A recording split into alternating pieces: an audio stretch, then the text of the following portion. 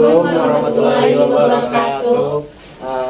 Pertama saya ingin mewawancarai mengenai tugas sosiologi tentang pembatik yang bikin batik dari khas daerah Kota Batam. Yang pertama saya ingin memperkenalkan nama saya, yaitu Dimas Prayoga dari 12 IPS 4. Nama saya M. Habib Amaruhat dari 12 IPS 4. Nama saya Retna Dewi Yulina dari 12 IPS 4. Nama saya Rafa Malawat dari 12 IPS 4. Nama saya Putri Amanda dari kelas 12 IPS 4. Dan sekarang kami di sini udah bersama Pak Mahendra Kurniawan. Kami akan bertanya, mohon maaf ya Pak. Nah, dari mana asal batik Bapak, kalau boleh tahu? Awal muasal sejarah batik itu dari daerah Jawa. Itu tahun berapa ya, yang pasti udah berabad-abad lamanya. Itu dulu awal muasalnya itu batik itu hanya dipakai di kalangan kerajaan, tapi semakin ke depan, semakin ke sini batik sudah bisa dipakai oleh semua kalangan.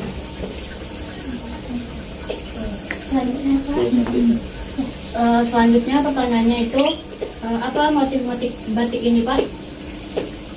Kalau untuk motif batik Batam itu ada beberapa, ada 10 motif lebih dari 10 motif.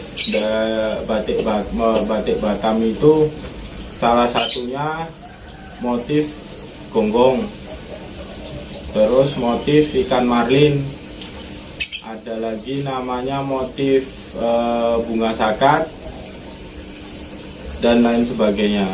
Untuk selanjutnya apa yang perlu digunakan untuk membatik Pak? Bahan-bahannya, alat-alatnya gitu. Untuk peralatannya sekarang batik itu dibagi-bagi menjadi beberapa macam. Yang pertama ada namanya batik cap. Batik cap itu alat yang digunakan itu namanya canting cap. Nah, canting cap itu seperti ini. Prosesnya sama kita dengan ngecap atau stempel. Jadi kain di atas di meja cap, meja khusus untuk pembuatan batik cap. Terus tinggal stempelkan. Terus yang kedua batik tulis. Batik tulis itu alat yang digunakan canting tulis. Nah, cantingnya itu seperti ini. Terus ada yang namanya batik kombinasi cap dan tulis. Jadi alat yang digunakan canting cap, canting tulis atau kuas.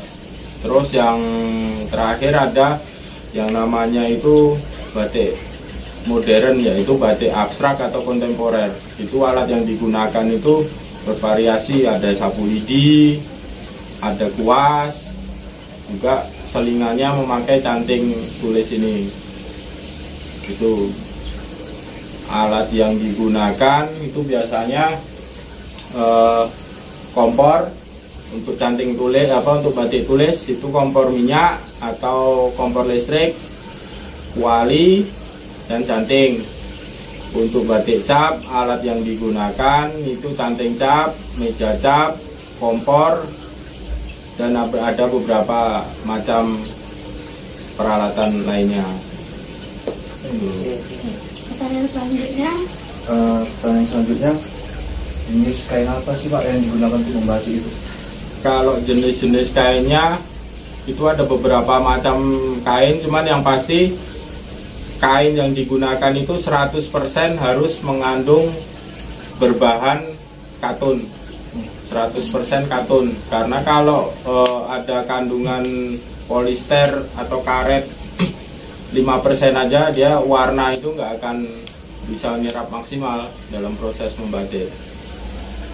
Jadi harus kain yang benar-benar menyerap gitu ya. Betul, 100% berbahan katun. Dan ada beberapa jenis, ada katun prima, ada katun primissima, kain dolby, kain baby, santung, paris, sutra, dan masih banyak lain macamnya. Yang pasti semuanya itu berbahan 100% katun.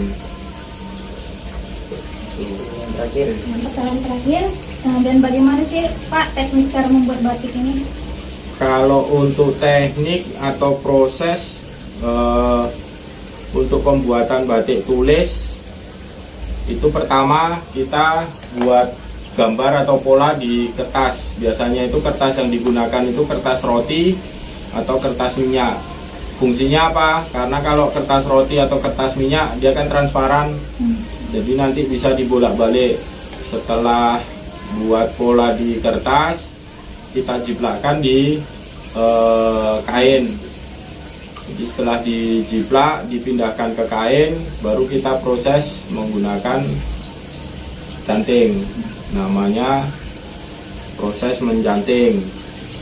Itu untuk batik tulis. Kalau untuk batik cap, itu langkah pertama kita panaskan kompor, terus kemudian kain kita bentangkan. Nah, selanjutnya kita capkan motif yang kita inginkan di atas kain tersebut. Tuh. Jadi yang namanya batik itu adalah suatu gambar atau proses di mana menggunakan lilin panas sebagai perintang warna. Itu yang namanya sebenar-benarnya batik. Proses di mana menggunakan lilin panas sebagai perintang warna. Jadi yang namanya batik itu prosesnya adalah menggunakan lilin panas. Jadi depan dan belakang kain itu bisa sama. Beda dengan yang namanya printing. Kalau printing itu prosesnya menggunakan sablon.